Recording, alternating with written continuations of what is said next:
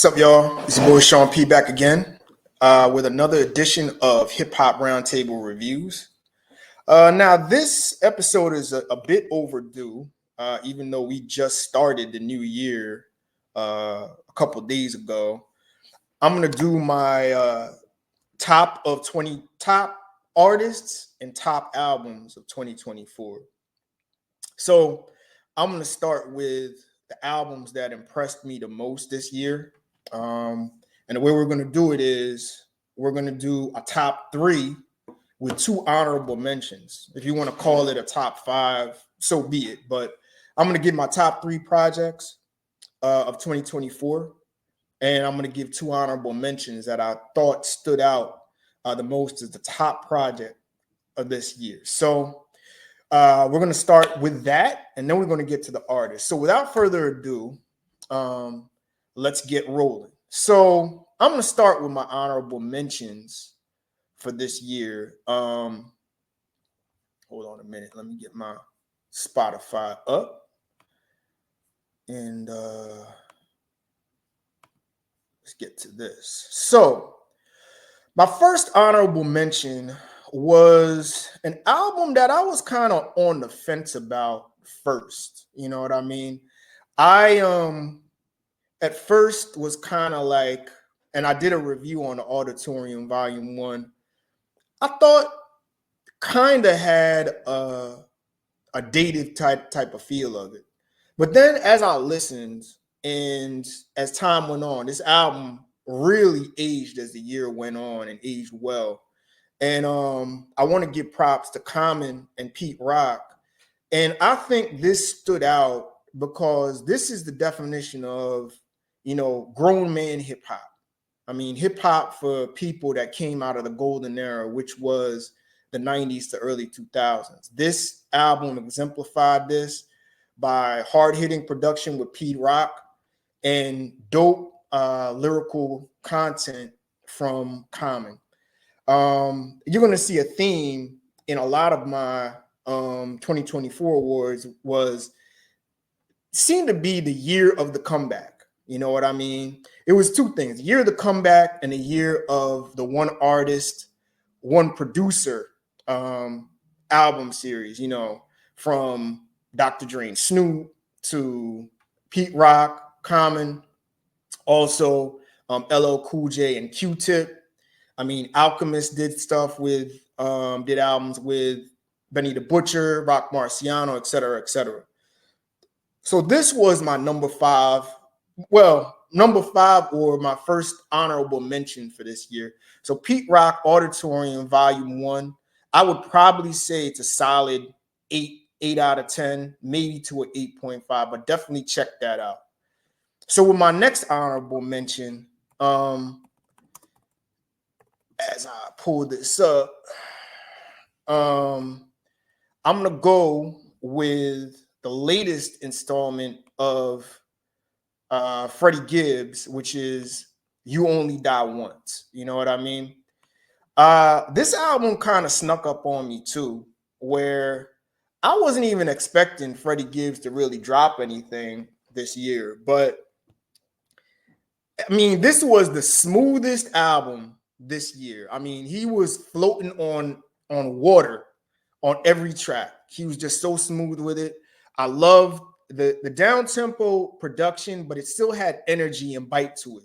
There was still a good street feel, and basically, this album was the conflict within Freddie Gibbs from leaving the streets to going to On With Life, a more coming of age maturity album with Freddie, where he calls out himself for a lot of the mistakes he made in his career. And I really thought it was a dope project. So this is my second honorable mention. You Only Die Once. I give it about an 8.5 out of 10.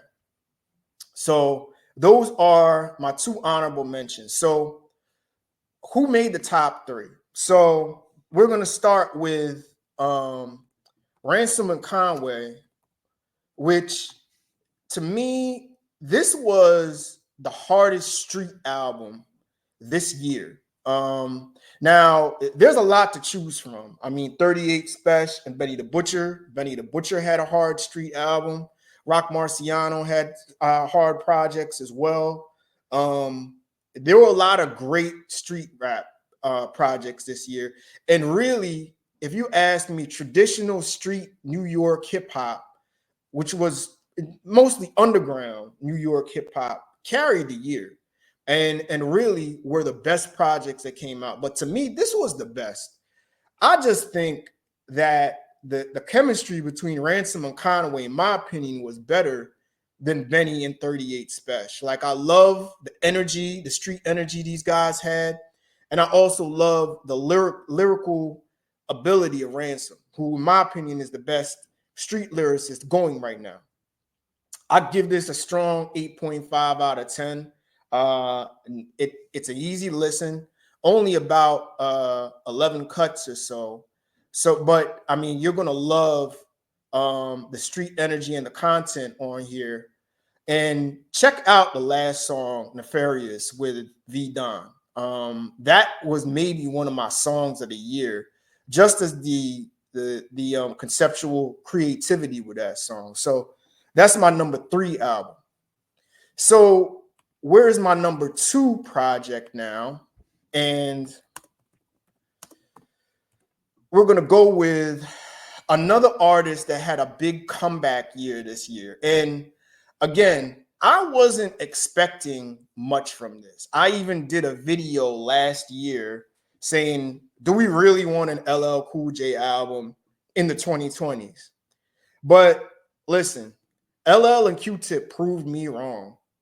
I mean, this album was a mature, lyrical, with some conscious energy on here, some great storytelling, some great retrospective, content on here. And I really saw a new LL in this album. Like, LL never came this way as far as a rapper early in his career, or even in the 90s in his heyday. I really thought it was mature hip hop, grown man hip hop, and the production from Q-Tip really stood out, you know. And listen, I'll be the first to admit, I doubted on this album, but this was a strong, solid 9 out of 10. I love the features on here. Everyone from Fat Joe to Nas, and especially the one with Eminem, showed out, and I would check that out. So this is my number 2 project of 2024, LL Cool J, The Force. So who, of course, would be number 1 this year? And obviously, there's only one guy that carried 2024 in one of the strongest years an artist has ever had, and that's Kendrick Lamar. And my top project of the year going away would be GNX. He had a lot to live up to, given that the power of the beef that he had with Drake. Off the strength of that, he had to deliver an album that was entertaining, that had lyrical content, and stayed within Kendrick's style as an artist, but still had bangers and still had music that were going to make people move. And this album did it all. Solid to strong 9 out of 10. Going away, my album of the year. And it just capped off what was one of the strongest years in hip hop from Kendrick Lamar, you know, because this album had everything. It was entertaining. It had deep retrospective cuts. It had a little bit of braggadocio and aggressive energy towards all comers, called out a few artists, and the beats were banging.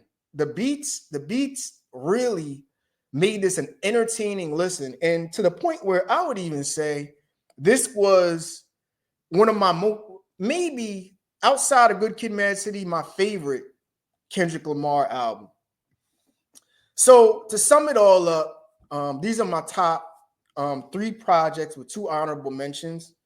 My honorable mentions are Pete Rock and Common, The Auditorium, Volume 1.